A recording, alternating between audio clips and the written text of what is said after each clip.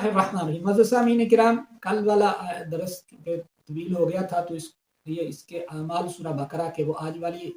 دروس اس میں بتائے جائیں گے۔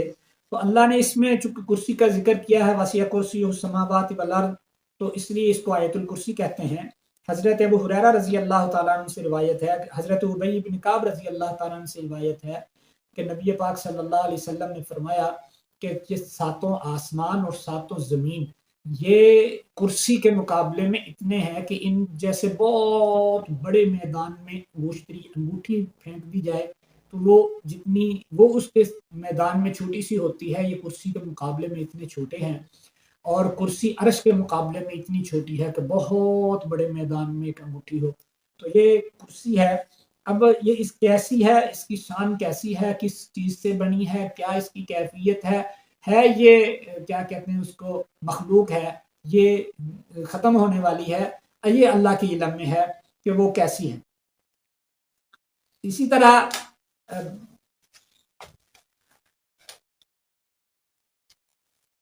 کل والے درس میں نے بتایا یہ دعائیں کہ ایسے پڑھنے سے ایسے ہوتا ہے، تو اس کے لیے ایک چیز ذہن میں رکھنی چاہیے کہ اللہ، نبی پاک صلی اللہ علیہ وسلم نے فرمایا ان اللہ لا يقبل دعاء عن قلب غافل،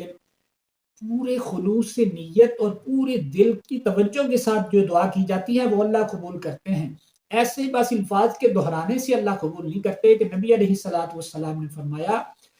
آداب دعا، یعنی دعا کی قبولیت کے جو آداب ہیں ان میں سے ایک یہ بھی ہے کہ پوری دل کی توجہ کے ساتھ دعا کی جائے اور اس یقین کے ساتھ کی جائے کہ میں مانگ رہا ہوں، وہ سن رہا ہے، وہ مجھے دے گا، چونکہ خزانے سارے اسی کے پاس ہے، اس کو دینے میں کون سا کو روک سکتا ہے یا اس کے خزانوں میں کمی آ جانی ہے۔ تو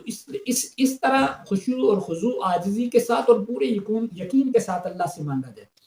فرمایا اللہ لا الہ الا، یہ آیت اس کے 50 الفاظ ہیں، الفاظ 50 ہیں، حروف میں 50 الفاظ ہیں، 10 یا 11 کلمات پر مشتمل ہے۔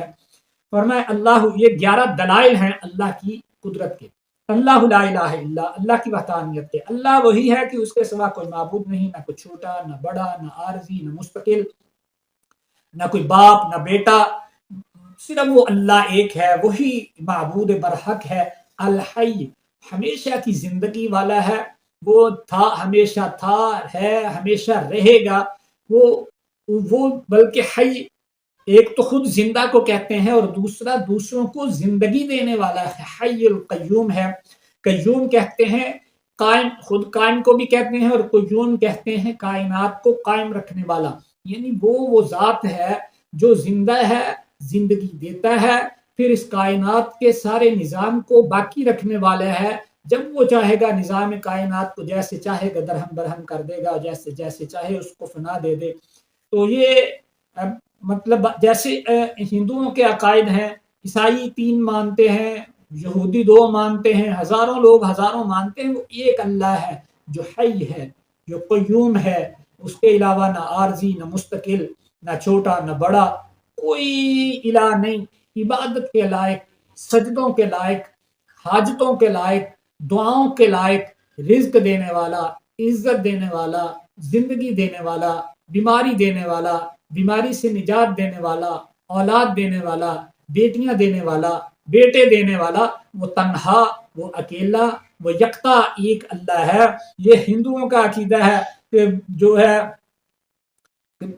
جو پیدا کرنے والا ہے وہ برہما ہے، تھامنے والا وہ وشنو ہے، اور فنا کرنے والا وہ شیوا جی مہاراج ہے۔ وہ علیحدہ علیحدہ نہ، اللہ ایک ہے، اس کے سوا کوئی نہیں ہے۔ لا تأخذہ سنۃ ولا نوم، نہ اس کو نیند آتی ہے نہ اونگ آتی ہے، یعنی یہ نہیں ہے کہ وہ اتنا کام کر کے ساری کائنات کا نظام چلا کے وہ تھک جاتا ہوگا، اس کو اونگ آ جاتی ہوگی۔ تھکاوٹ کی وجہ سے اللہ نے قرآن مجید میں نیند کو سبات کہا ہے، یہ آرام کی جگہ ہے، یہ تھکاوٹ کے بعد آرام دیتی ہے، انسان تازگی کے ساتھ دوبارہ اٹھتا ہے اور پھر کام میں لگ جاتا ہے، تھکاوٹ دور ہو جاتی ہے۔ تو اللہ چونکہ جسم سے پاک ہے، اللہ ان کیفیات سے بھی پاک ہے، یہ نیند اور اونگ، یہ کیفیات سے بھی اللہ پاک ہے، نہ اس کو نہیں، چونکہ وہ جسم سے پاک ہے، وہ ان کیفیات سے بھی پاک ہے جو جسم پر وارد ہوتے۔ تھکاوٹ جسم کو ہوتی ہے، نیند جسم کو آتی ہے، اونگ جسم کو آتی ہے، اللہ جسم سے پاک ہے۔ کیسے ہے یہ اللہ کے ہمیں علم نہیں ہے، ہم دیکھیں گے قیامت والے دن یا جنت میں اللہ کی زیارت کریں گے، دیکھیں گے لہو ما فی السما، لہو ملکیت کے لیے اللہ ہی کی ملکیت ہے، جو کچھ آسمان میں ہے، جو کچھ زمین میں ہے، تمام خزانوں کا مالک وہی ہے، تمام چیزوں کا مالک وہی ہے، آسمان کی ہر چیز، ہر مخلوق کا مالک بھی وہی ہے۔ یصرف الامر کیف یشاء، ان میں جیسے چاہتا ہے تصرف کرتا ہے، چونکہ ہے ہی مالک، وہ جیسے چاہے تصرف کرے۔ من ذا الذی یشفع عندہ الا باذنہ، کون اس کے سامنے سفارش کر سکتا ہے، کوئی اس کا ہمسر نہیں، کوئی اس کا ساتھی نہیں، کوئی اس جیسا نہیں، کس کو مجال ہے، ہاں جس کو وہ اجازت دے، جیسے وہ سفارش کی اجازت دیں گے اور حافظ کو اپنے اعزاء کے بارے میں کہ جنہوں نے شرک نہیں کیا جہنم میں چلے گئے، اللہ والوں کو اجازت دیں گے، علماء کو اجازت دیں گے، اسی طرح وہ شہداء کو اجازت دیں گے، اولیاء کو، صدیقین کو، شہداء کو، اسی طرح نبی پاک صلی اللہ علیہ وسلم کو، دیگر انبیاء کو۔ اور نبی پاک صلی اللہ علیہ وسلم سجدہ فرمائیں گے تو اللہ فرمائیں گے یا محمد ارفع رأسک، اے محمد اپنے سر کو اٹھائیے، اشفع تشفع، مانگیے سفارش کیجیے قبول کی جائے گی۔ تو پھر نبی پاک صلی اللہ علیہ وسلم کے پہلے سجدے کے متعلق آتا ہے کہ 10 سال لمبا اس دنیا کے اعتبار سے وہ سجدہ ہوگا۔ تو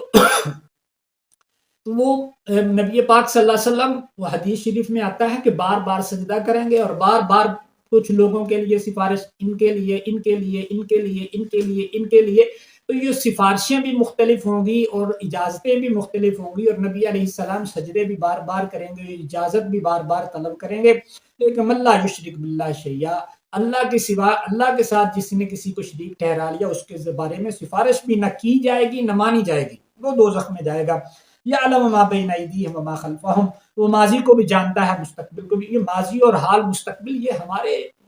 اعتبار سے ہے، انسانوں کے اعتبار سے ہے، یہ تاریخ ہمارے اعتبار سے، اللہ کے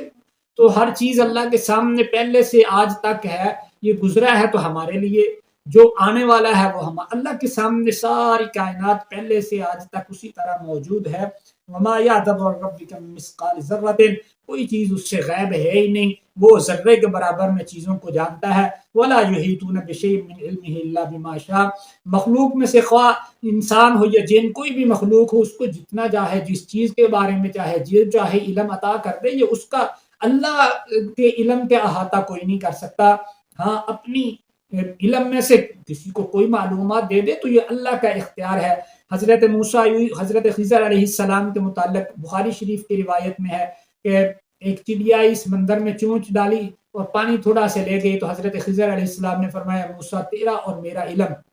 یہ اللہ کی علم کے برابر میں اتنا بھی نہیں ہے جتنا یہ پانی اس کو اٹھا کے لے گئی ہے، یہ اتنا بھی اللہ کے علم میں کمی واقع نہیں ہوتی۔ تو علم تو جتنا پھیلایا جائے، حضرت علی رضی اللہ تعالیٰ نے فرمایا تھا کہ علم چوری نہیں ہوتا، اور علم ایسی چیز ہے جو تقسیم کرنے سے بڑھتا ہے، کم نہیں ہوتا۔ تو یہ تو اللہ کے علم ہے، اللہ بما شاء، جس کو چاہتا ہے، جو چاہتا ہے وہ کرتا ہے، ابتلا دیتا ہے، آزمائش دیتا ہے، آسائشیں دیتا ہے، سہولتیں دیتا ہے، وہ اللہ ہے، وہ جو چاہے کر دے۔ وسیع کرسی السماوات، کرسی کے متعلق میں نے بتا دیا کہ کتنی بڑی اور کیسی ہے، اللہ اس پر کیسے مستوی ہے یہ ہمارے علم میں نہیں ہے، یہ اللہ جانے، اللہ کے رسول جانے۔ الرحمن علی العرش استوى، اللہ کے رسول جانتے ہیں۔ ولا یؤودہ حفظہما، ان چیزوں کی حفاظت اللہ کو تھکا نہیں سکتی، اللہ چونکہ تھکاوٹ سے، جسم سے پاک ہے تو وہ اس سے تھکتے نہیں۔ وہو العلی،